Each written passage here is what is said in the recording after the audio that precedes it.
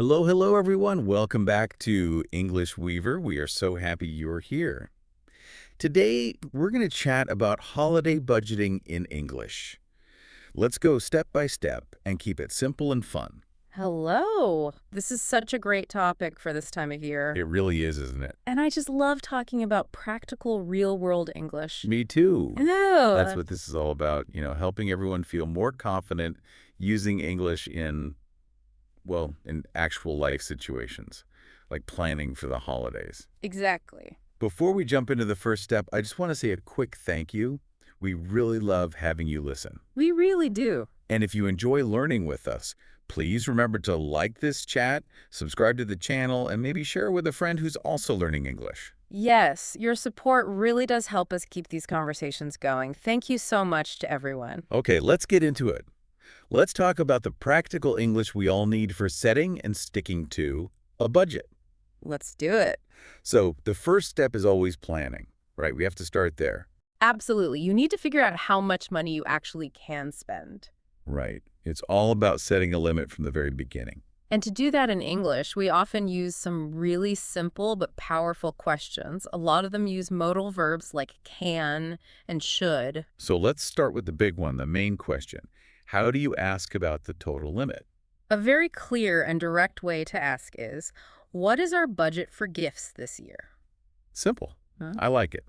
Or maybe for something else, like food or decorations. Exactly. You could ask, how much money should we set aside for decorations? That phrase, set aside, is super useful. It means to save or reserve money for one specific thing. Okay, those are great. Let's have everyone practice those with us. We'll say them slowly. Good idea. Ready? Repeat after me. All right. What is our budget for gifts this year? Let's do it one more time. What is our budget for gifts this year? And now the second one. How much money should we set aside for decorations? Again. How much money should we set aside for decorations? Perfect. So those are the questions. Now, what about the answers? For answers, you want to be just as clear. You could state the limit directly. For example, our total budget is $500. And that phrase total budget is key, isn't it? It means the maximum for everything combined. Exactly. The absolute ceiling. Another really useful phrase is up to. It's great for setting a limit on a specific category. Oh, that's a good one. So you could say something like, we can spend up to $100 on food. Right. And up to means 100 in is the maximum, but it's okay to spend less. It gives you a bit of flexibility. I like that. It feels a little less strict. And what if you want to talk about your intention? Your goal for the future. Then you can use a simple future tense. You could say, I will try to keep the costs low this year. I will try. That shows you have a goal, a good intention. It does. Okay, so let's try a mini dialogue. Let's pretend we're planning a holiday party. Okay, I'll start. So, what is our budget for this party? Good question. I think our total budget should be $200. Okay, $200 for everything. So Yes. how much should we set aside for food? I think we can spend up to $150 on food. I will try to keep the decorations really simple to save money. Sounds like a plan. See how those phrases make the conversation so clear and easy? It really works. It sets the rules right from the start. Okay, so once we have that big number, the total budget, the next step is to break it down. Yes, to divide it up. This is where it gets tricky, I think. It can be. You need to decide where the money goes into different categories like gifts, travel, food. And for this, there's a great verb that sounds a little more formal, but it's used all the time.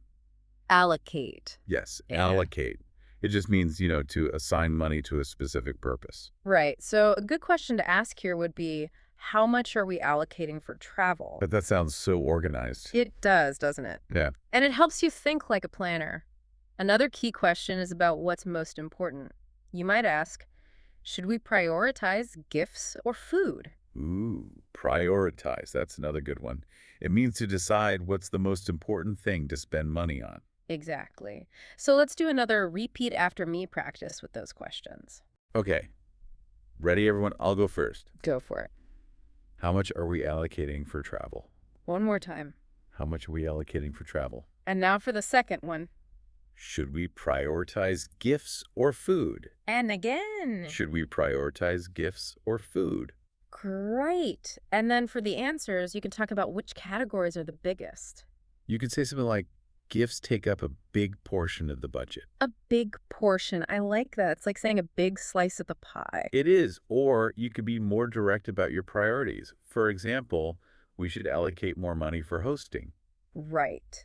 Or if you have a big unavoidable expense, you'd say, I need to save for flights first. That makes sense. You have to handle the most important things before anything else. I actually have a friend who was dealing with this exact thing last year. Oh, really? Yeah, he was trying to plan a trip to see his family, so the flights were really expensive, but he also wanted to buy them all nice gifts. The classic holiday problem. Totally. So he and his wife sat down and she said, look, we have to prioritize. I think we need to save for the flights first. So she was putting travel as the number one thing. Exactly. And then she said, the gifts take up a big portion of the budget, so maybe we can do something smaller this year. They decided to allocate most of their money to the travel so they could all be together. That's a really nice story. And it shows how this language helps you make those tough decisions. It's not just about numbers, it's about what you value. For sure, it's about communicating your priorities. Okay, so now let's get into the really fun stuff. Idioms. Yes, the idioms and common phrases. Native speakers use these all the time when they talk about money, and it makes the conversation sound so much more natural. It really does. So let's start with the most important one for budgeting. The phrase is to stick to the budget. What a great one. It's so common. It just means to follow your plan and not spend more money than you decided on. Right. You make a plan and you stick to it, like with glue. Exactly. So you might say, it is hard to stick to the budget when the sales start. Oh, that's so true. Let's practice that sentence, everyone. Repeat after me. Let's do it. It is hard to stick to the budget when the sales start. One more time. It is hard to stick to the budget when the sales start. Perfect. Now, what about the opposite? When you decide not to stick to the budget for a special reason. Ah, yes. For that, we have a wonderful verb, to splurge. To splurge. It sounds fun even just saying it. It does. It means you spend a lot of money on something special, something a little luxurious that you wouldn't normally buy. Right. So I could say, I usually stick to the budget, but I decided to splurge on a nice coat for my sister. That's a perfect example. It shows it's a special exception. It's not something you do every day. And that leads to another great phrase. What if the splurge was a good decision? Then you would say it was worth the splurge. Right, meaning the expensive thing was so good that it justified the cost. For sure. So you might say, the fancy dinner was expensive, but it was absolutely worth the splurge. Love that. Let's get everyone to practice that one. Repeat after me. Ready. The fancy dinner was expensive, but it was absolutely worth the splurge. Again, please. The fancy dinner was expensive, but it was absolutely worth the splurge. Okay, one more idiom for this section. What happens when you realize you've spent too much and you need to fix the problem? Then you need to cut back. Yes, to cut back, it means to reduce your spending. Right. It's a very common, gentle way to say you need to spend less. For example, I might say, I need to cut back on eating out so I have more money for holiday shopping. A perfect real-life example. We all have to cut back on something at some point. We really do. Okay, so we've learned all these great phrases. Let's try to put them all together now. In a real conversation. Exactly. Yeah. Let's imagine we went shopping together and now we're at home, checking how we did. Okay, sounds good. I'll be the one who's worried about the money. And I'll be the one who maybe spent a little too much. Okay, I'm ready. So, did we remember to stick to the budget today? Mostly. I resisted the temptation to splurge on decorations, but I did go over budget on one small gift. Oh, no. How much did you go over? Just $20. I think we can cut back a little on party supplies to balance it out. Okay. So you splurged a little, but you have a plan to cut back somewhere else. I guess that's okay. Was it worth the splurge? Oh, totally worth the splurge. It's That's the it. perfect gift. I think that kind of quick conversation is so realistic. It is. You know, you go a little over in one area, you cut back in another. It's a constant adjustment. That's real life budgeting. For sure. It's not always perfect, and using these phrases helps you talk about those small changes in a really natural way. Okay, now it is your turn. Yes, your turn to practice. We want you to try saying these full sentences with us. This is really great for building confidence. It really is. The more you say them out loud, the more natural they'll feel. All right, I'll give you a sentence to say first. Okay, I'm ready. Say, we have to allocate 300 for gifts. We have to allocate 300 for gifts. Great. Now it's your turn at home. Say it with us.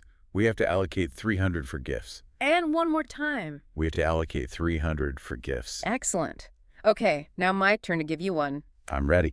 Say, I don't want to go over budget this year. I don't want to go over budget this year. Perfect.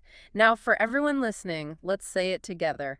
I don't want to go over budget this year. And again. I don't want to go over budget this year. That's fantastic. See, it's really just about practicing every day, even just for a few minutes. That's the key. Simple, daily practice makes a huge difference in speaking fluently. It really does. All right, so before we finish up, I want to share just a couple of quick cultural notes. Oh, I love these little tips on how native speakers really talk about these things. Exactly. So my first note is about being direct versus being, well, a little vague. Vague. You mean not saying the exact numbers? Precisely.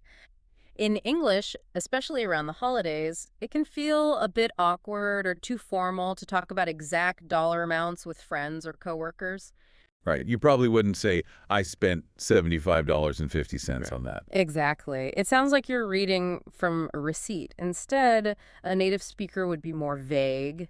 They'd say something like, I spent a little too much, or that was more expensive than I thought. So it's more about sharing the feeling or the general situation, not the specific number. Yes.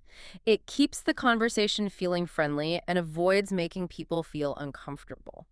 That's a great tip. Okay, what's the second note? The second one is about how often we use the word worth. As in, worth the splurge. Yes, or worth the money. Native speakers use this constantly to justify spending money. It's a really positive and common habit. I see. So it's a way to make the conversation about spending feel good. Right. Even when you're talking about high costs, if you say something was worth it, you're focusing on the value you got, not the money you lost. It makes the whole chat feel lighter. That's a really easy one for learners to pick up too, just adding, but it was worth it at the end of a sentence. It is. At the end of the day, keeping the conversation friendly and casual is always going to sound more natural than sounding like you're an accountant. So true. It's about connection, not calculation. And that brings us to the end of our chat about holiday budgeting vocabulary. Wow, we covered so many useful phrases today. We really did. From planning and allocating to splurging and cutting back.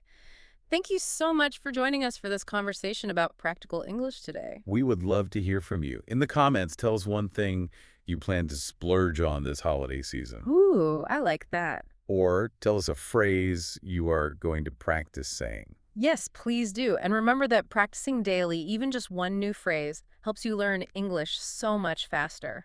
Try to use one of these budgeting phrases today. And of course, don't forget to like, subscribe to the channel, and share this if you found these English phrases useful. We will be back soon with more for you. Take care, everyone. Happy learning, and goodbye for now. See you next time.